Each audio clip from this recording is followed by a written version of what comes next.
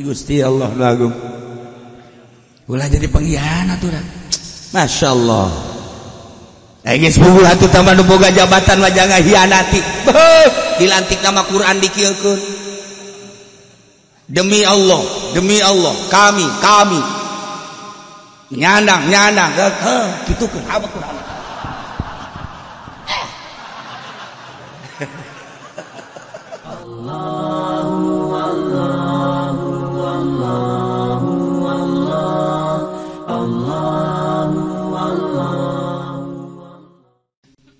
Bismillahirrahmanirrahim.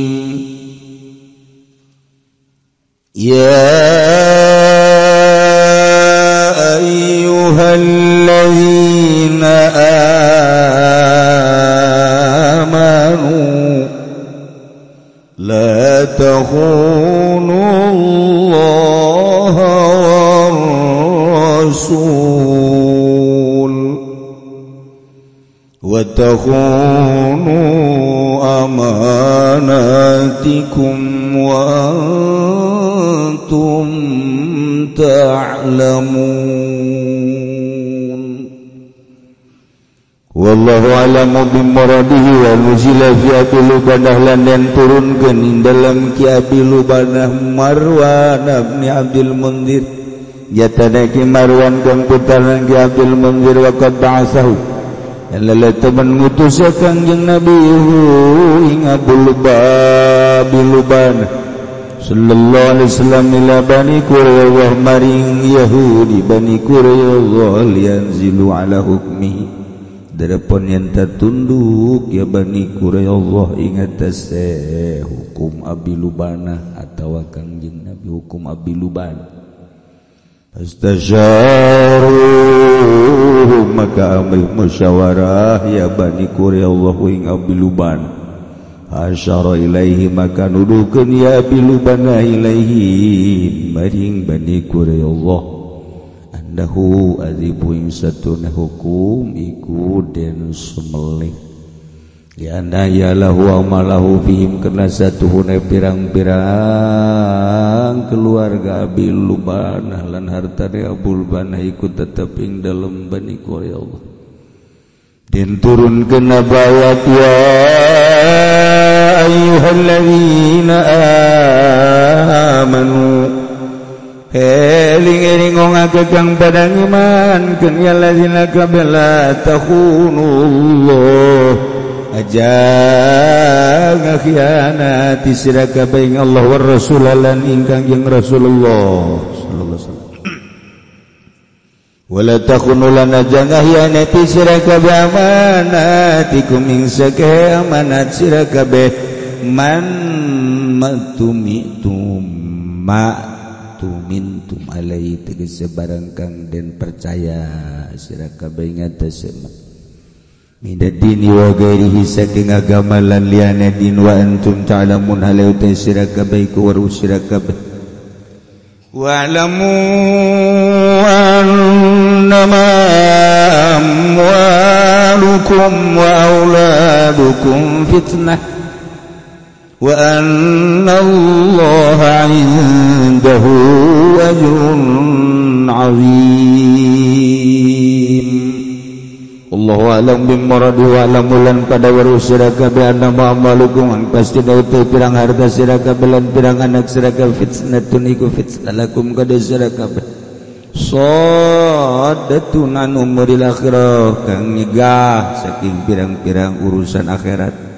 Wa anallaha lan ing satude Allah indahu iku tetep ing dalam sanding Allah ajrun azim utawi ganjaran kang agung fala tafutuhu bi muraatil amwal wal aulad maka jangan patakan sira kabeh ing ajrun azim kalawan ngaraksa ing pirang harta lan pirang anak wal khianat li ajlihim kena arah-arah amwal lan aulad.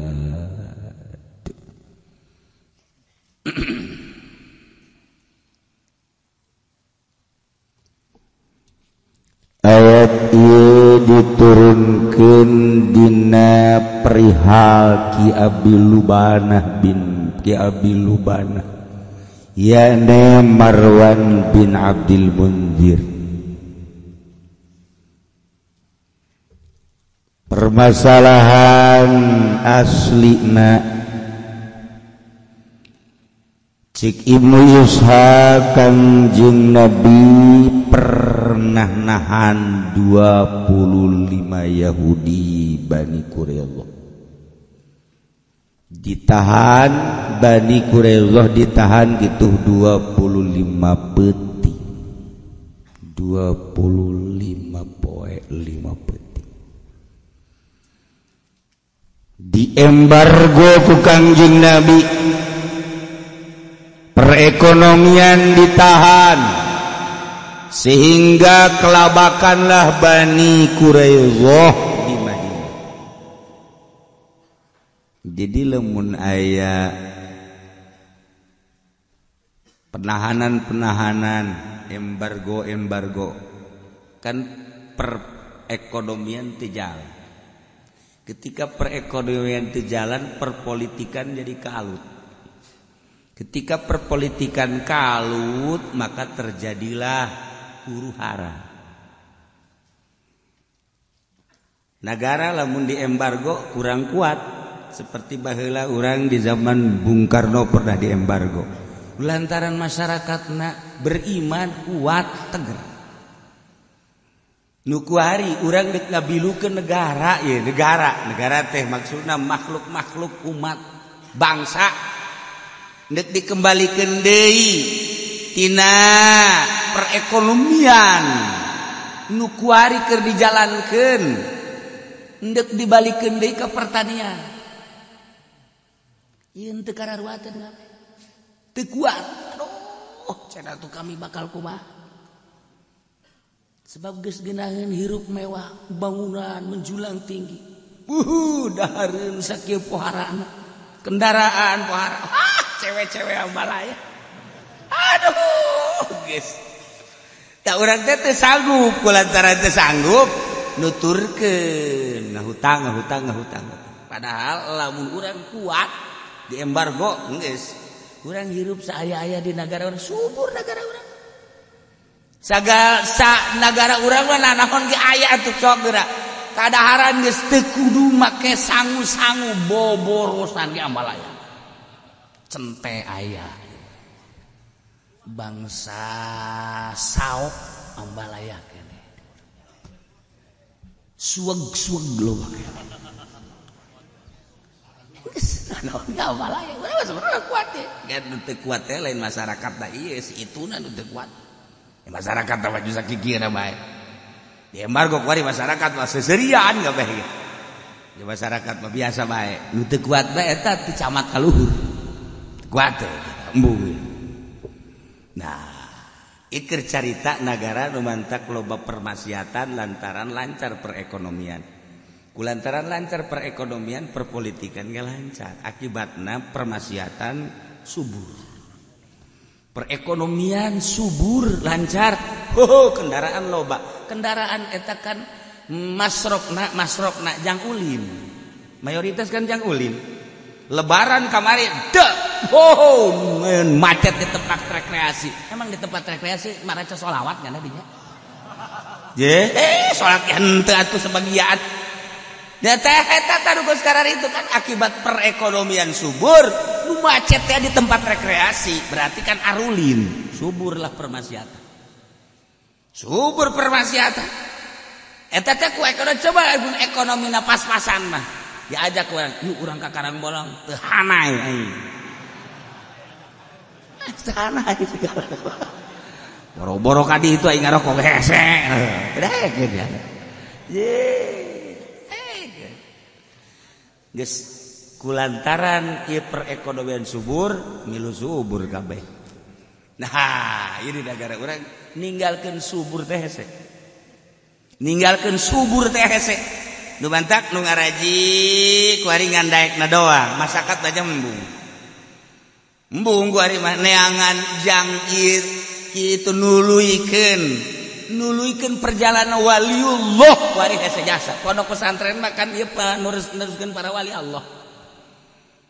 Ai para wali Allah kan masyarakat teh maksudna teu dahar ti isuk datang ka sore mah sanggup. Henteu kudu salin ganti baju ge sanggup wali Allah makan kos ge. Nu penting agama luhur. Henteu kudu boga kendaraan mewah-mewah. Nu penting mah nyana endek dakwah datang ka mana siap. Kuari ka kuari kiai gariung teu diberkatan we ngomong kan. Tuh ngomong. Ulah ke negara negara beling tuh macam gitu. Padahal emang beres. Sekali dah berkat jauh hansip nanaonan. Masih jauh hansip mana?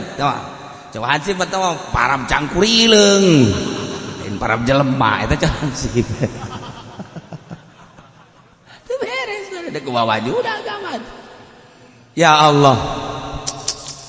Agama lamun geus di kotak-kotak cara kuari. Kiai nu di Golkar, kapakena di Golkar doang. Di luar Golkar teu kapake. Kiai di P3 kapakena di P3 dah, di luar P3 teu bisa. Kiai nu di PDI doang. Di luar PDI teu lain. Tah. Di kotak-kotak kuari. Kiai HTI, Kiai Huruj, Kiai NU, Kiai Muhammadiyah terkotak-kotak kuari. Akibatna atuh ngamajukeun maranehanana bae. Masyarakat kumaha? Teu bisa batak lamun kuari mah ngadengekeun ceramah bae kiai di mana ye? NU paingan berat ka pamarentah. Ku NU jing. Sos itu kan bahasa lagi masyarakat. Yo, eta kiai mana eta? Teu mah kieu Golkar paingan ngajak merecet koneng bae. Golkar ieu. Negara itu kan masyarakat. Iya teh segi yang mana teh? Itu PDI. Waduh, paingan ngagadilan bae PDI. Ya masyarakat. Hanya kiai nu teu berkepentingan nu masih kena didengekeun ku masyarakat. Didengekeun bari pake kiai mana eta? Golkar lain nya mah. Eta luar henteu nya mah. PDI meureun teu kabagian.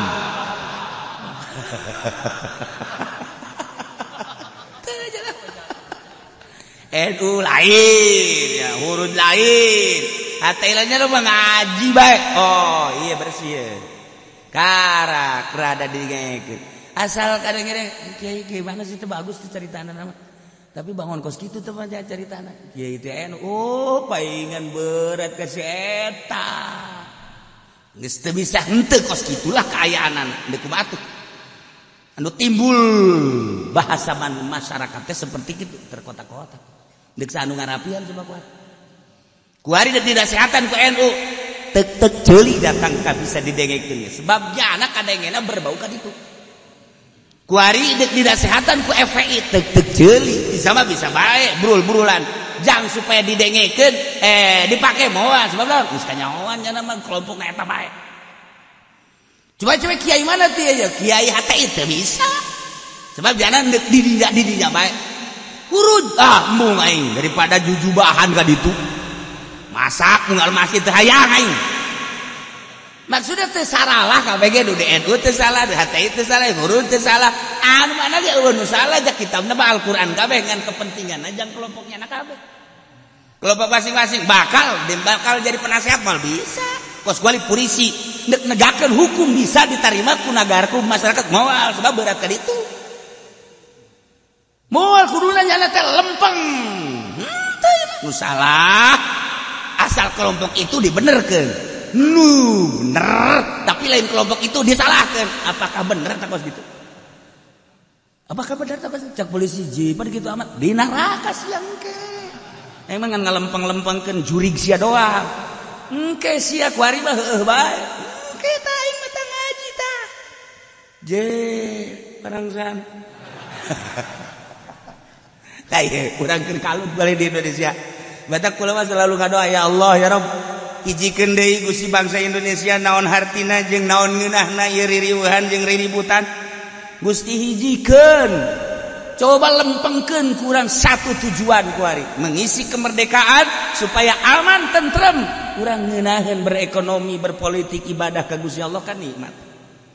daripada orang gontok-gontokan naonan tanya ngadoa bae aja doa can diijabah jauh nu mere duit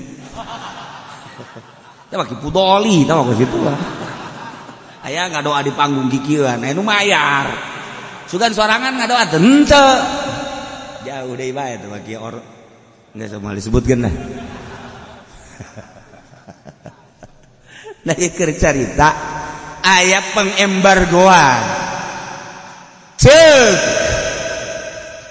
Ibnu Sa'ad 15 poin 15 detik cek Ibnu Uqbah mah 17 poin 17 detik nu jelas Yahudi teh aya Yahudi Bani Nadir aya Yahudi Bani Quraidah kabagi tilung ge nah ieu mah Bani Quraidah diembargo ku Kangjeng Nabi taat supaya ulah aya hubungan jeung mukminin masyaallah perekonomian kalut akibatnya perpolitikan teu lancar sebab tidak saling mendukung urang kuari di Indonesia nu mantak maju ge saling mendukung aya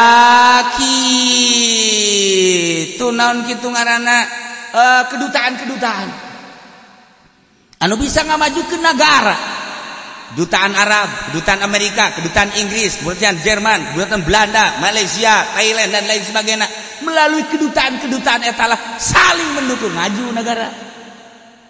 Lamun urang diembargo tah putus. Diembargo ku ieu putus sedangkan kan kuari henteu bisa sanagara doang. Amerika ngaembargo jelas geus 4 negara pasti milu. Model kuari Qatar tek milu anu Misro milu dan lain-lain sebagainya. Nah, ini negara teh kan kayak itu. Akibatnya ya negara henteu maju perekonomian. Nah, kuari iya ya Yahudi Bani Quraidah diembargo ku Kangjeng Nabi.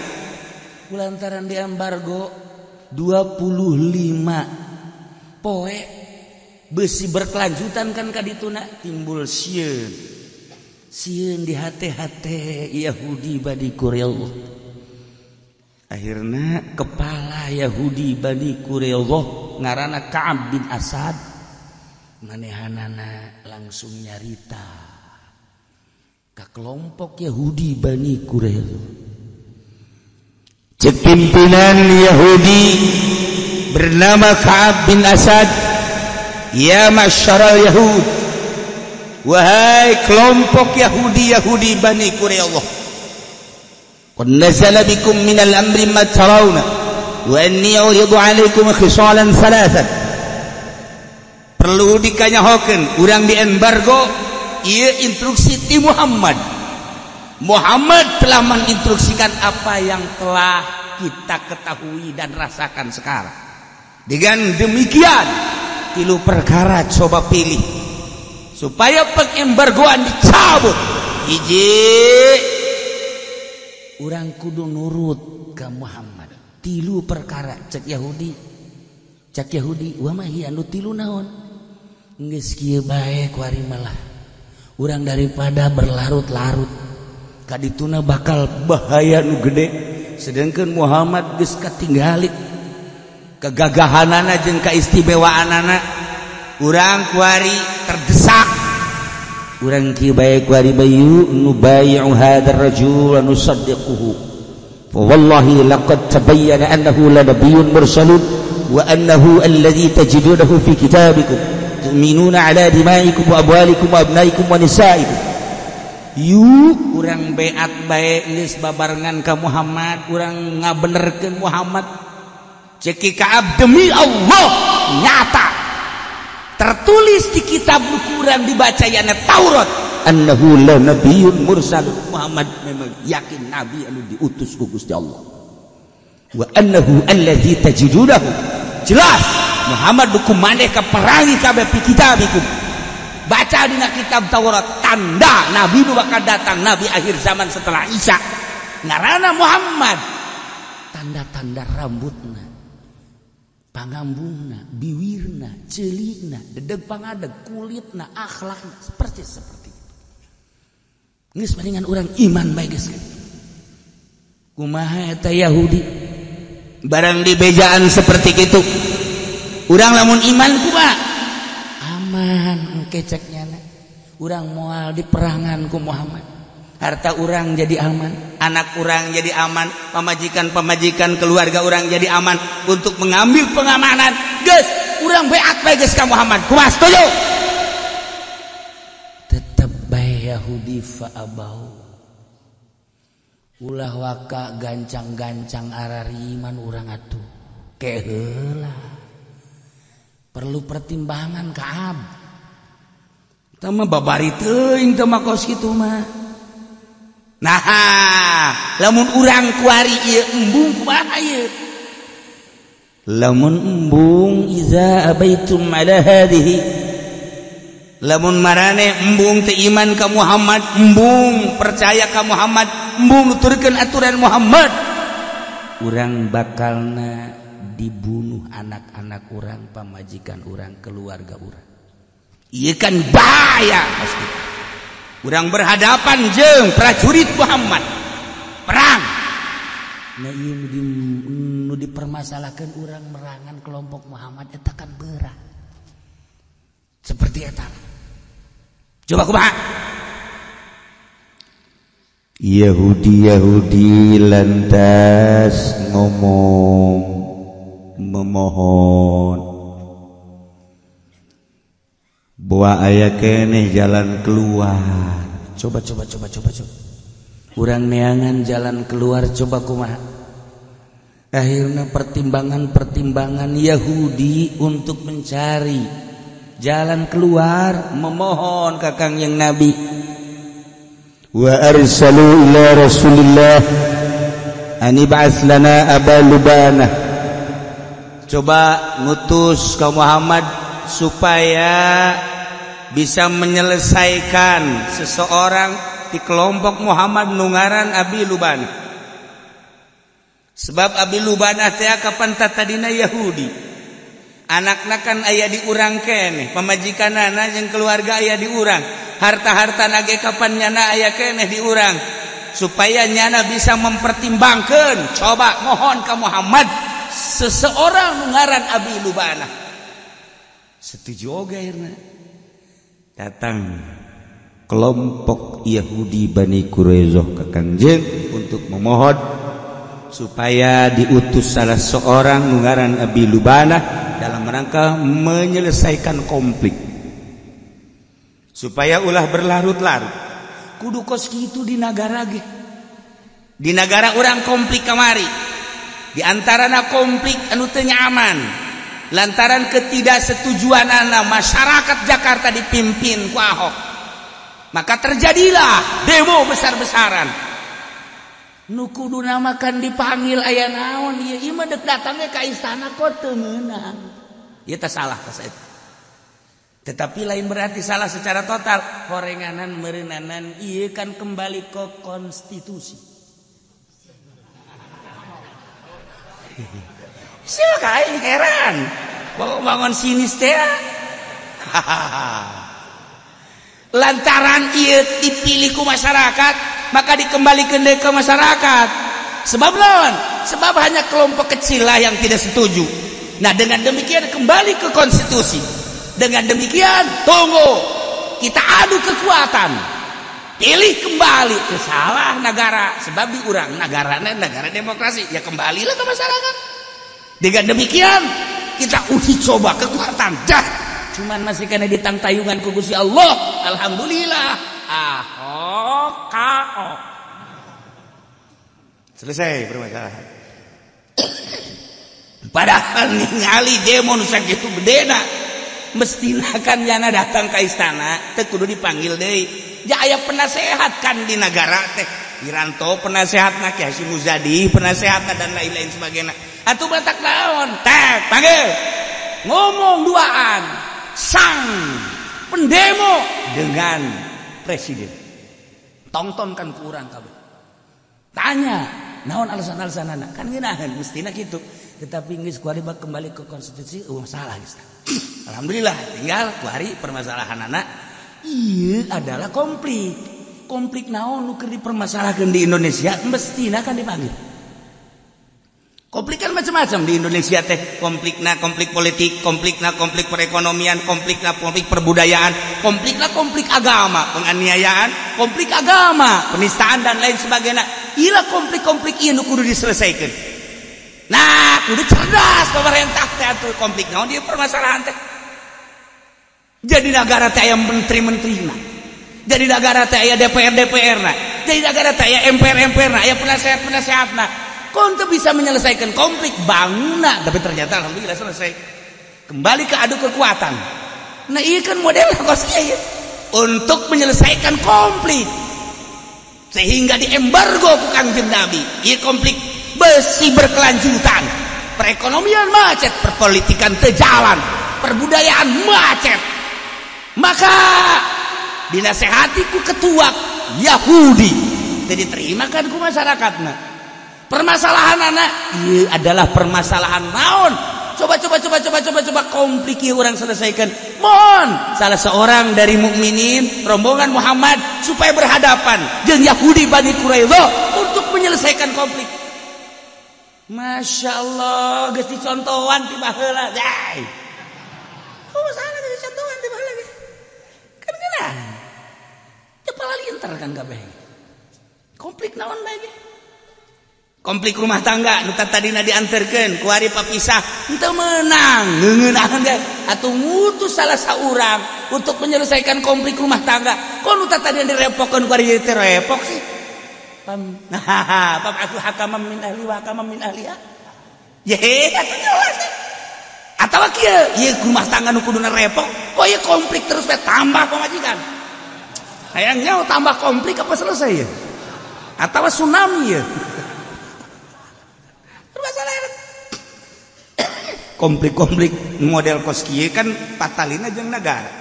Nah, kunaon ieu Yahudi menta diutus nu ngaran Abi Lubana aya trik jeung unsur politis di jero. Bisa selesai asana ku Abi Lubana. Urang iman begitu saja, waduh tidak mungkin cek Yahudi. Bari di hateletik mah bener jeung Muhammad teh tertera ieu di kitab Taurat eta bagaimana persis. Tetapi kapan urang teh akan boga kitunan budaya-budaya jeung boga harga diri, masa kudu imban kabeh ka Muhammad teh tidak diselesaikan tetap hese. Maka Abi Lubana dimohon ka Kangjeng Nabi, diutuslah ku Kangjeng Nabi turun ayat ieu nuzila fi Abi Lubana ngaranna Marwan bin Abdul Mundir. Lalu diutus ku Kangjeng Nabi ka kelompok Yahudi Bani Quraidah. Maksudna liyanzilu ala hukmi, supaya tunduk Bani Quraidah atas hukum-hukum Abi Luban. Astasyaruhu, mohon musyawarah. Kelompok Yahudi Bani Quraidah terhadap Abi Luban untuk menyelesaikan konflik tersebut. Diutus ku Kangjeng Nabi. Hai Abi Lubana, kelompok Yahudi Bani Quraidah anu kuari di embargo lantaran tertunduk karena aturan-aturan Al-Quranul Karim, diselesaikan ku ketuana ku pemimpinna untuk supaya beat. Ternyata nyana moheng. Apa itu moheng? Duh, siapa hese di maka moheng ngacan. Moheng eta ngajengkat bungin. Maka aya permohonan di Yahudi Bani Quraidah maneh supaya datang ka ditu untuk menyelesaikan konflik ya. Selesaikan Abi Lubana. Siap.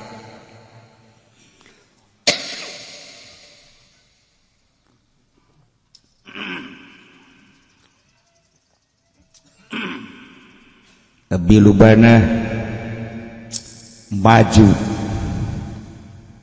dengan gentleman membawa amanah anu sangat luar biasa berat, sebab andai kata tidak selesai terjadilah peperangan anu dahsyat.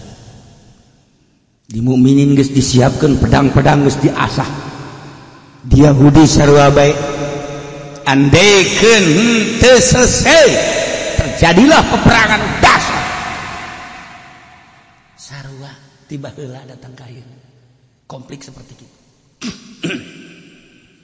Kemari demo asa deuk perang, andai kata teu selesai perang terjadi. Encan berarti selesaikan ayeuna ge, masih keneh ditunggu kelanjutanana kumaha. Tinggal ditinggali roda perpolitikan jeung perekonomianana. Sebab di negara urang aya anu resep model kieu, aya anu teresep. Prosentasena anu resep sabaraha anu teresep sabaraha. Nu teresep bakal nyin komplotan-komplotan. Nu resep kumaha?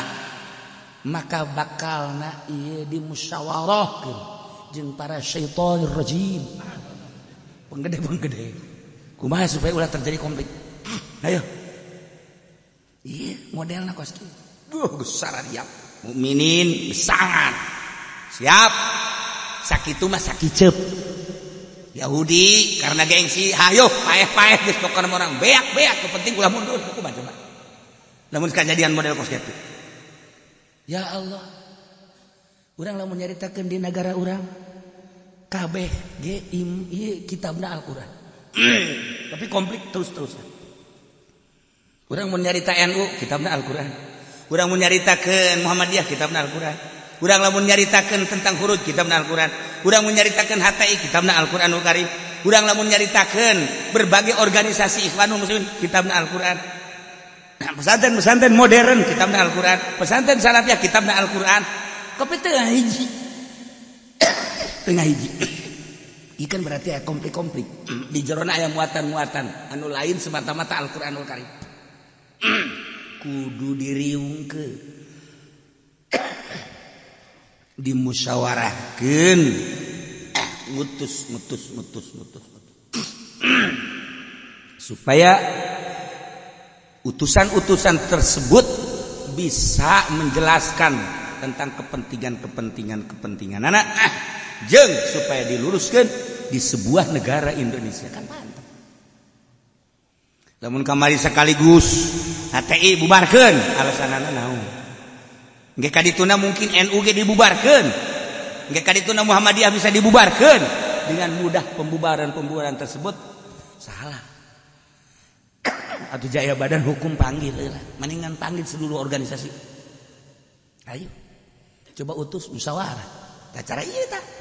Memohon Yahudi Bani Quraisyah supaya Abi Lubana bisa menyelesaikan konflik tersebut agar embargo dicabut sehingga hubungan antara mukminin jeung Yahudi di bidang perekonomian lancar, di bidang perpolitikan bisa lancar, perbudayaan bisa diatasi. Apakah kumaha nyeun aturan-aturanana? Mohon Abi Lubana supaya maju. Eueuh hesena. Urang hirup di negara Indonesia teh geus setengah abad leuwih, aman-aman bae. Nu Islam ngarasa tentram, nu Kristen ngarasa aman. Anu Konghucu gitu kene, anu budak gitu kene, aman baik. Nah mulai kayak penyerangan nanti Kristen ke Muslimin, ke mukminin, di mukminin gitu kene, penyerangan. Iya masa sih itu bisa konflik eta kurang diselesaikan supaya ulah terjadi peperangan. Ngadenge orang masjid anu dibeuleum, gereja anu dibakar. Haji iya setelah dibelem kieu apakah jana haju arasup Islam dan henteu? Setelah nu ieu dibelem deui apakah manehna arasup Kristen dan henteu? Nah, daripada engke jadikeun kagedean konflik atuh maningan ku urang diselesaikan. Nah, ieu asal penyelesaianna mantep. Nah, ieu kita mah Indonesia kajen mah loba nu ngurusan tah geus. Umbalayah. Kumaha urang carita Al-Qur'an bae lah. Ngan emang nyelap we saeutik nyelap aya ahokan. Nyelap. Set diutus ke Abi Lubana. Setelah diutus Abi Lubana, ya, kami memohon kepada Muhammad agar engkau bisa menyelesaikan konflik antara Yahudi Bani Quraisyah dengan mukminin pimpinan Muhammad. Dengan demikian coba supaya pengembargoan ini dicabut agar perekonomian lancar kembali. Mohon supaya konflik tersebut bisa diselesaikan. Cik Abi Lubana ieu mah gampang permasalahan. Nu paling istimewa Abi Lubana begitu nyana berangkat membawa misi penyelesaian. Datang ke Yahudi Bani Quraidah. Begitu nyana datang dihormat. Lalaki-lalaki Yahudi kabeh narangtung menghormat ka Abi Lubana. Inilah pimpinan yang bisa menyelesaikan konflik. Kita angkat topi kepada Abi Lubana. Encan geus hormat.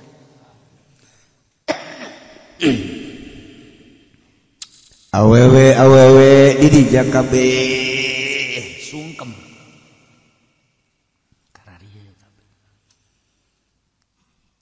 Kemudian barudak laletik careri. Mohon ke Abi Lubana supaya embargo dicabut. Tidinya ke Abi Lubana mikir. Cek Abi Lubana lamun ieu dilanjut permasalahan sedengkeun harta aing loba di ditu. Sedengkeun turunan aing teh aya.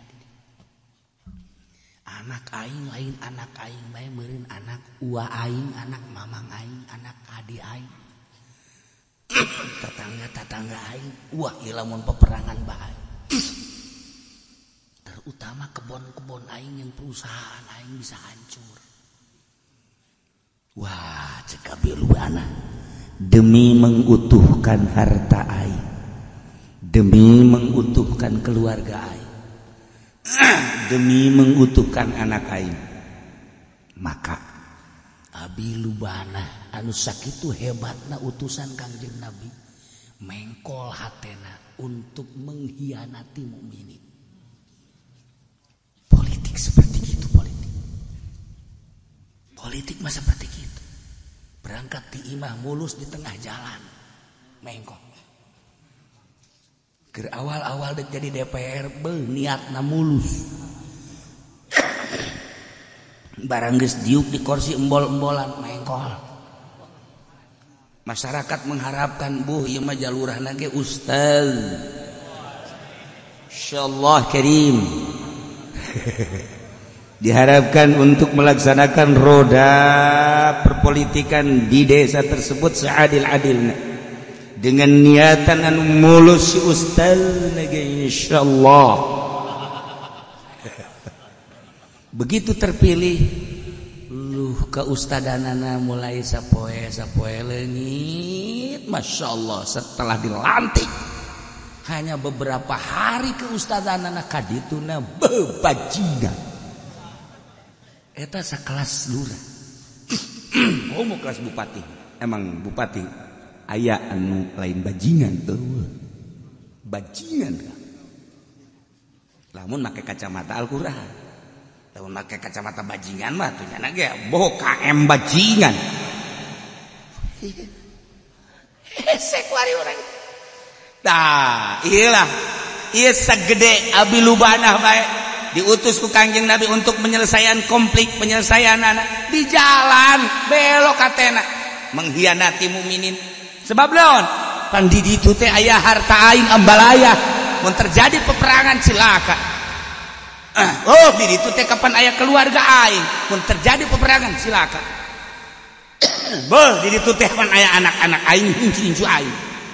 Mengkol Ki Abi Lubana. Masyaallah. Dengan penghormatan anu pohara, permohonan anu pohara, maka terjadilah pertimbangan anu belok menjadi nu tatadina ngerasa amanah kuari jadi khianat. Ditanya ke Abu Lubanah, ya Abu Lubanah, atara nanzil ala hukmi Muhammadin, bagaimana menurut pendapat kamu wahai Abi Lubanah, andai kata kami sekalian tunduk terhadap hukum Muhammad,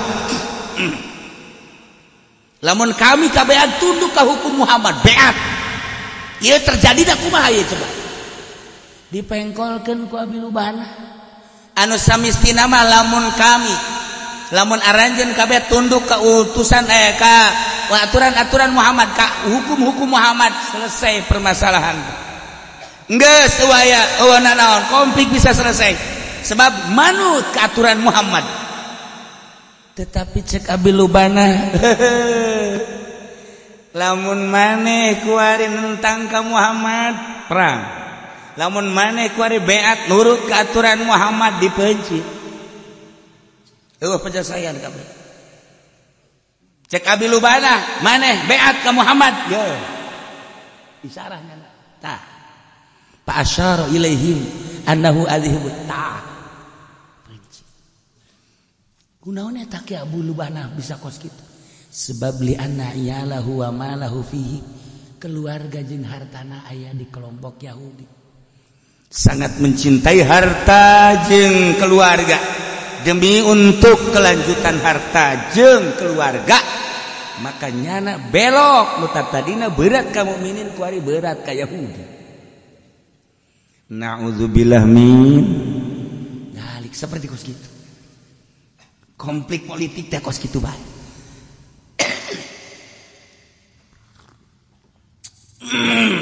Teureun-eureun terus bae di negara kitu bae kuari ge terus bae kuari leuwih dahsyat. Maka kulantaran hianatna Abi Lubanah, Ki Abi Lubanah kembali ke mukminin, embung menghadap Kangjeng Nabi. Dianggap bakal bisa menyelesaikan, ternyata tambah konflik. Sebab pengkhianatan terhadap Allah jeung Rasulna, terhadap amanat-amanat. Turunlah ayat ini. Ya ayyuhalladzina amanu la takhunu war rasul. Wahai eling-eling jelema anu arariman, para mukminin mukminat sing hadela takhunullah, ulah rek harianat maraneh kabeh ka Allah, war rasul jeung ulah hianat aranjeun kabeh ka Kangjeng Rasulullah, wala takhunu ulah hianat aranjeun kabeh amanatikum ka amanat maraneh kabeh sing hade. Hiji dilarang mengkhianati Allah. Mengkhianati Allah berarti tengah laksanakan perintah-perintah fardu Allah, khianat terhadap hayang yahok jelema nu mengkhianati Allah. Ketika jelema nu teu salat eta pengkhianat Allah. Di imah urang lamun aya nu teu salat, ieu ngakhianat Allah.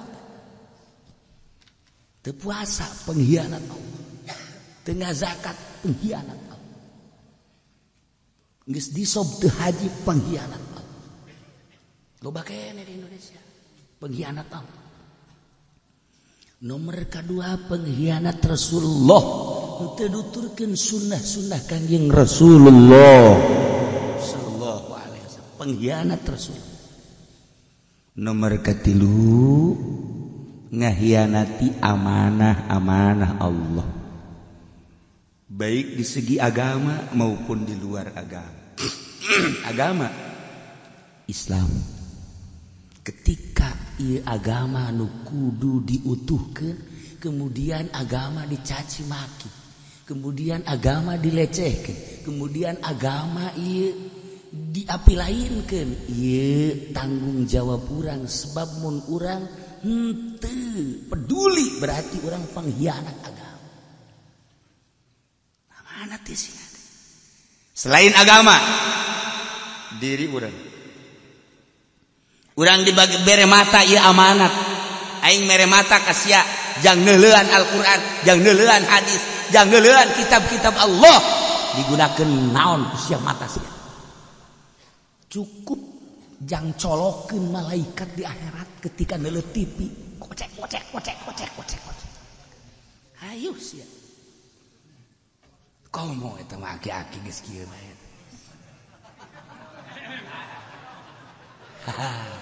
Nggak sama geus disiapkeun ku ari timah digolotrokeun. Udang hees lain ngalawudu.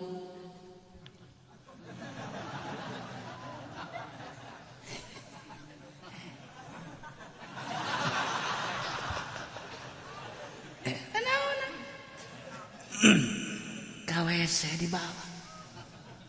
Keur ngising ieu.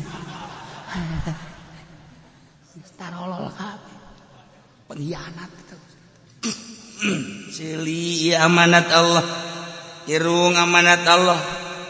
Lisan amanat Allah, lenat Allah. Beteng amanat Allah, suku amanat Allah. Dubur amanat Allah, kubul amanat Allah. Awas ya. Namun sia hianat terhadap amanat-amanat Allah.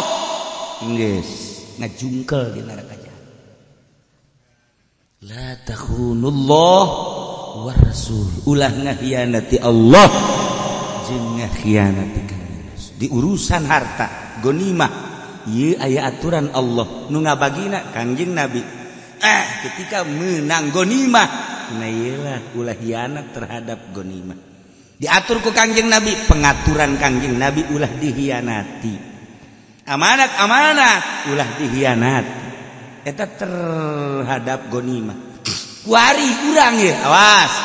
Ieu kaparduan teh amanat Allah. Nu nyampekeunana kanjeng Nabi, nu utar aturna kanjeng Nabi ulah ngahianati Allah jeung kanjeng Rasulullah. Kemudian ieu kabeh adalah merupakan amanat. Kade ulah dihianati. Kekayaan amanat Allah sing hade ulah mengkhianati kekayaan. Jabatan amanat Allah awas ulah mengkhianati jabatan. Awas kade pangkat amanat Allah ulah dihianati pangkat. Sehat amanat Allah ulah mengkhianati sehat. Ilmu urang diberi ilmu ku Gusti Allah ulah mengkhianati amanat Allah. Mana diberi ilmu naon? Diberi ilmu politik kade. Sing hade sia diberi ilmu politik teh ulah dipake hianat. Menghianati politik nu dibikeun ku Gusti Allah cukup jang ojai di neraka jahanam. Urang diberi ilmu agama ku Gusti Allah, ngarti kana tafsir, ngarti kana hadis, ngarti kana fikih, ngarti kana tauhid. Awas amanat di Gusti Allah ulah dihianati amanat. Kiai aing ngahianati ilmu kumaha? Dijual teh ka arti cenah kiai dijual teh maneh jadi kiai Golkar engke ka dituna menjual ilmu maneh untuk mendukung Golkar lain ka Allah eta geus menjual amanat Allah.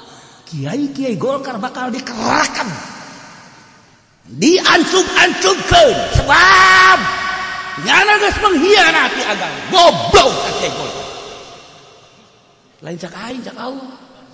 Emang nyampaikeun doa. Ih cenah teu mah kiai nyampaikeun aing mah balik sia. Oh tadi tuh. Awas udang isin sia. Aduh. Eta wala takhulu amanatiku. Jihi ulah ngahianati amanah hanya untuk partai. Lain ka Allah, hanya untuk organisasi. Lain ka Allah. Matak baheula mah bau NU teh luar biasa dengan atas nama Kiai Haji Hasyim Asy'ari. Masyaallah murika kulurang. Tapi kuari NU dek dikamanakeun dijualna sebagian tapi hianatnya. Eta cenah modal penceramah. Wah eta teh sarua. Aduh. Pengkhianat. Kiai-kiai anu osok ngajual ceramahna pengkhianat deulekeun tungtung lain ngagungkeun Allah. Waduh cenah kalau mah teu butuh kan amplop mah nu penting mah jero hianat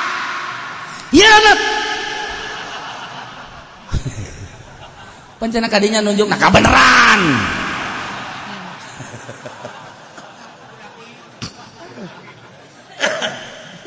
Gusti Allah nu agung ulah jadi pengkhianat urang. Masya Allah. Geus bubuh atuh tambah nu boga jabatan mah jangan hianati. Dilantik nama Quran dikieukeun. Demi Allah kami nyandang kitukeun apa Quran.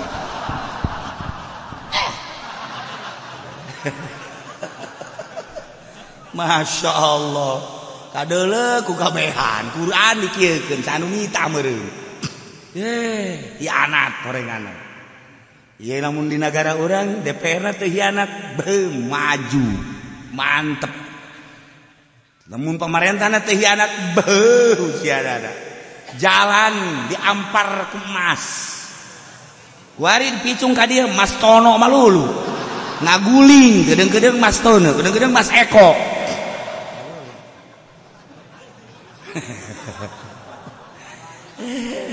Akibat naon ya? Hianat. Untuk hianat bawa kemana lagi? Iya tanda hianat. Jadi kuari mah kabehan ya pengkhianat orang. Kabehan atuh kuari mah pengkhianat.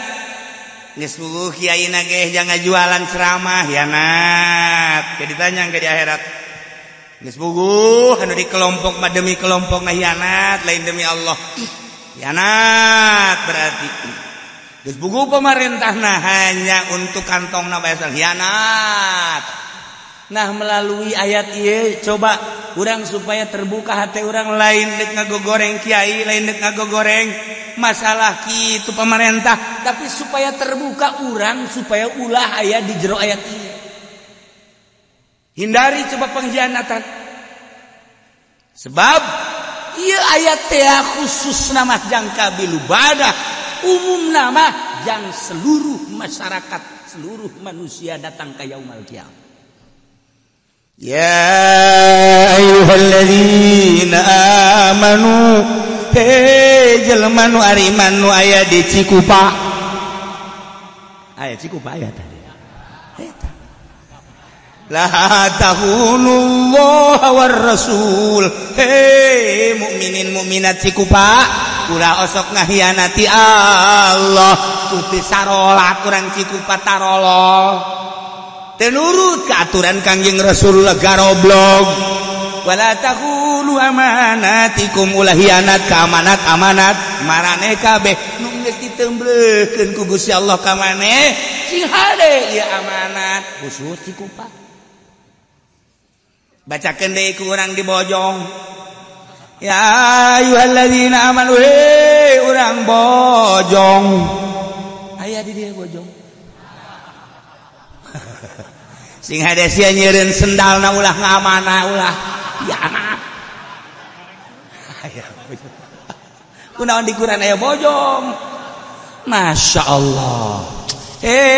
Urang sepatan nu mantak kami embung ge minum di sepatan hanyir.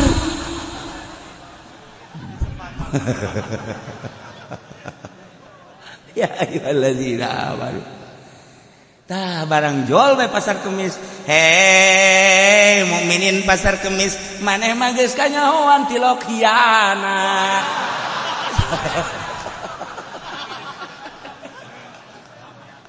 Demo kabeh.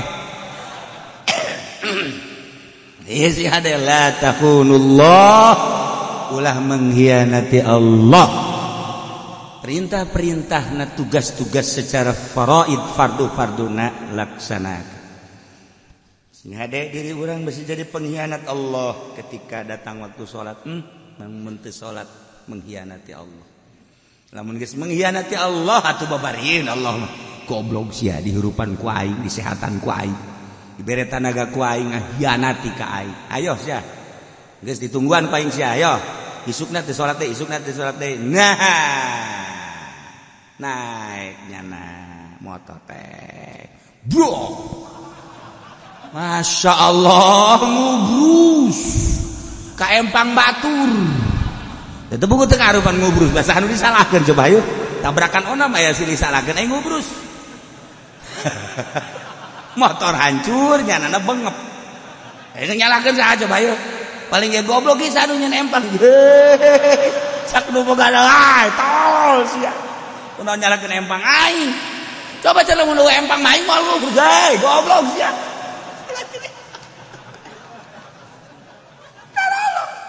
lain ragap diri nyalakeun empang nah ila takhunullah kadek-kadek ulah mengkhianati Allah nah jang urang mah jang nu ngararaji bae aja nu teu ngaji mah geus kudu dibejaan lah geus kudu mah jang urang bae geus jang urang geus jang urang bae awak sing ada ulah mengkhianati Allah geus sing ada war rasul sebab Kanjeng Rasul anu utar atur Allah ngainstruksikeun salat waktu-waktuna jeung cara-carana kan teu nyaho urang diatur lagu Kanjeng Rasul ngaranna sunnatur rasul diatur ku Kanjeng Rasul sallu kama raaitumuni usolli salat maraneh kabeh sakumaha maneh neuleuh ka kaula salat ayo zuhur 4 rakaat adeuleuh kan ku maneh asar 4 rakaat adeuleuh kan ku maneh magrib 3 rakaat adeuleuh kan ku maneh isya 4 rakaat adeuleuh kan maneh subuh 2 rakaat kan kadeuleuh sallu kama raaitumuni usolli ai Kangjeng di mana kan datang malaikat Jibril cek malaikat Jibril hai Muhammad maneh geus diinstruksikeun salat nyaho teu soal zuhur henteu ya Kanjeng malaikat Jibril ngalaksanakeun nyontoan salat zuhur ketika panon poe manceran lewat saeutik Allahu akbar malaikat Jibril datang deui waktu asar ketika panon poe kalangkangna geus sarua leuwih saeutik contohan ku malaikat Jibril Allahu akbar magrib ketika panon poe geus surup malaikat Jibril datang deui magrib Allahu akbar isya ketika itu nu beureumna geus eueuh timbul koneng las putih Allahu akbar subuh selanjutnya nakos gitulah sallu kama raaitumuni usolli geus atuh ulah mengkhianati Kanjeng Rasul urang sakali teu salat mengkhianati Allah jeung Kanjeng Rasul sekaligus mengkhianati amanat di Gusti Allah nah ilah soal agama sing ada maot salaki cepet paroid ieu amanat salaki maot berarti ninggalkeun pamajikan jeung anak pamajikan aya anak berarti sumun anak aya sabaraha berarti ge li zakari mithlu hadzal unsarain hayo sok ieu itu hese oh amanat ya maot salaki ieu pamajikan aya anak ngan anakna kitu awewe kabeh berarti pamajikan aya anak sumun tinggal anak nah anakna aya 2 awewe berarti sulsen aya asobahan urang milu ka dinya deui asobah anu maroid bener henteu sih teh euy maroid nanti rok dibere ieu tungtuna mah kita nyampekeun amanat nyana ge teu adil goblok teh kiai indahan hayang jadi asobah tolong asobahna oke cek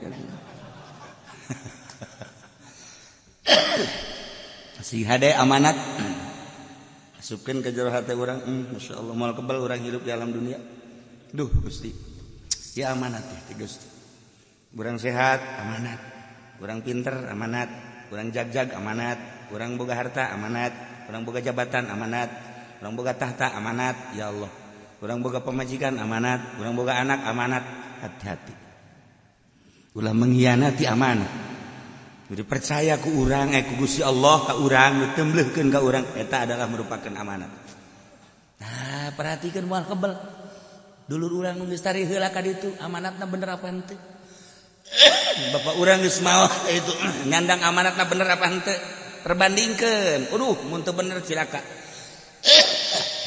enggal urang kuari awak sing hades ya moal kebal deui jamongan geus batuk bae teh sia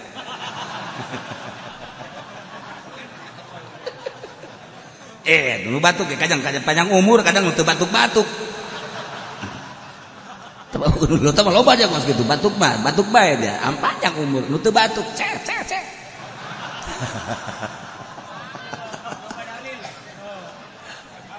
ya Allah ya